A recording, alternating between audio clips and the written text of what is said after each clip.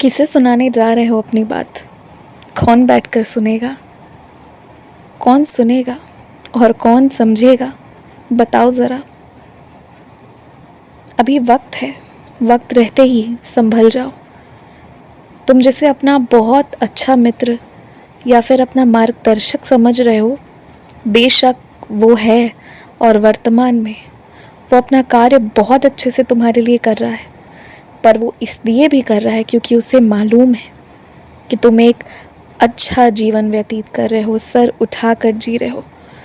तुम्हारे जीवन में कोई बहुत बड़ी ऐसी कमी हो या किसी बेहद अपने से कोई धोखा मिला हो, ऐसा उसे नहीं पता है, और इसलिए वो तुम्हारा बहुत सम्मान करता है। दरअसल ये उन सबकी प्रवृत्ति है कि जो अच्छी स्थिति में है, उनके ज़्यादा करीब रहने की।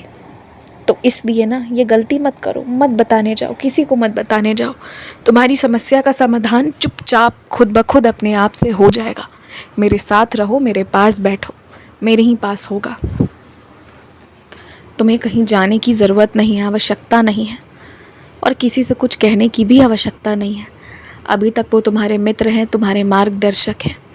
लेकिन अगर तुम्हारी कमी, तुम्हारे जीवन की खामियों को जान लेंगे ना, तो संभवतः तुमसे थोड़ी दूरी बनाएंगे, क्योंकि वो मार्गदर्शन भी उसी का करना चाहते हैं जिनके जीवन में कोई ऐसी बड़ी कमी नहीं हो। तुम समझ रहे हो ना मेरी बात? और दुनिया में किसी से अपनी बात कहने की ज़रूरत नहीं।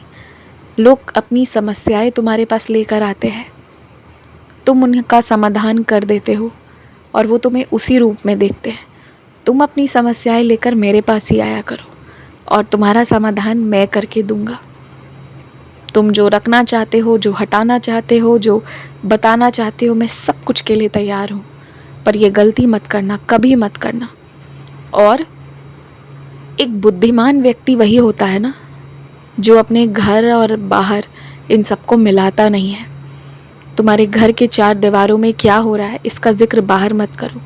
और ये बात समझ लो कि जब परिवार में रहोगे ना, तो एक से एक प्रकार की बातें होंगी, तरह तरह की चीज़ें होंगी, परिस्थितियाँ कभी बहुत अच्छी, कभी कुछ विपरीत भी हो सकती हैं, और उसमें समाधान, उसके बारे में सोचने का तरीका बहुत कुछ हो सकता है। पर वो परिवार के अंदर की बातें, अंदर के फैसले हैं। बाहरी लोगों का इसमें कोई हक नहीं है कि वो इसको जाने, सुने, इसमें शामिल हों और तुम्हारे लोगों के ही बारे में तुम्हारे पीठ पीछे बातें करें। और परिवार के अंदर होंगी एक से एक बातें, क्योंकि वो परिवार है, वो हर दृष्टि से बात करेगा। तुम कभी कभी गुस्सा हो जाते हो ना कि बाबा, परिवार वाले, अपने ही रिश्तेदार इस तरह बात करते हैं, अपने बारे में ऐसे कहते हैं, मेरे बारे में ये कहते हैं, वो कहते हैं। पर ये एक तरह से ना तुम्हारा प्रशिक्षण हो रहा है, और एक तरह से ना जो बातें दुनिया वाले कहते, और तब तुम कैसे करते, कैसे खुद को कहाँ पर ठीक करते और कहाँ पर तुम किस तरह प्रतिक्रिया देते, ये सब जो दुनिया वाले उससे सीखने को मिलता है ना, वो तुम्हारे परिवार में ही तुम्हें मैं सिखवा दे रहा हूँ। तो ये भी मेरी एक शिक्षा है, इसे यही मान कर चलो।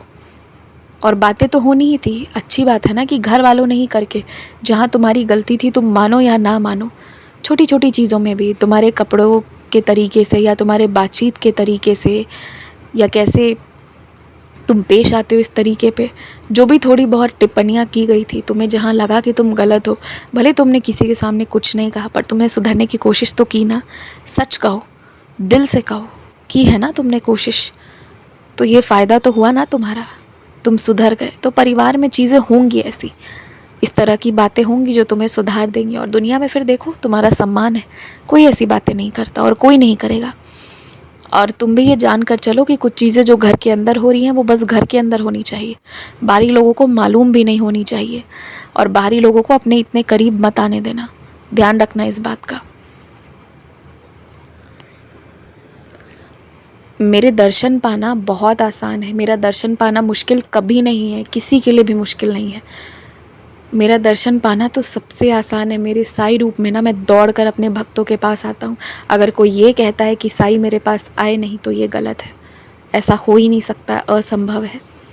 तुम्हें अगर मेरे दर्शन आज पाना है ना, थोड़ी देर के लिए अपनी मोबाइल और अपनी सारी चीज़ें अलग हटा दो, आँख बंद करो, भूल जाओ किस जगह पर हो, कहाँ पर हो, बस बैठ जाओ आसन बिछाकर मेरे समक्ष, आँख बंद करो और बस मेरा ध्यान करो। बस मेरा ध्यान, ऐसा सोचो कि तुम्हारे आँखों के सामने लाल कलम से साईं नाम लिखा हुआ है और बस उसी पर एकाग्र हो जाओ। मेरे दर्शन मिलेंगे, इसी ध्यान में तुम्हें मिलेंगे मेरे दर्शन। तो बस यही करो थोड़ी देर, और फिर तुम्हें पता चलेगा कि मैं अपने भक्तों के लिए दौड़ कर आता हूँ। इस बार तुम्हें सत्संग में केवल जाने का ही मौका नहीं मिलेगा। वहाँ हालांकि पहचान नहीं बनाना चाहिए, फिर भी अगर तुम्हें सत्संग में तुम्हारे इस चाहत के विपरीत भी अगर कुछ हो रहा है तो समझो वो मेरा आशीर्वाद है।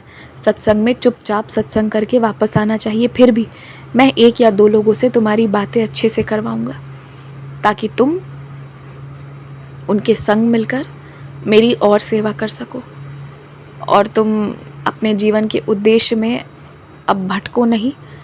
बस एकाग्रचित होकर ध्यान लगाओ और अपने लक्ष्य को हासिल कर लो।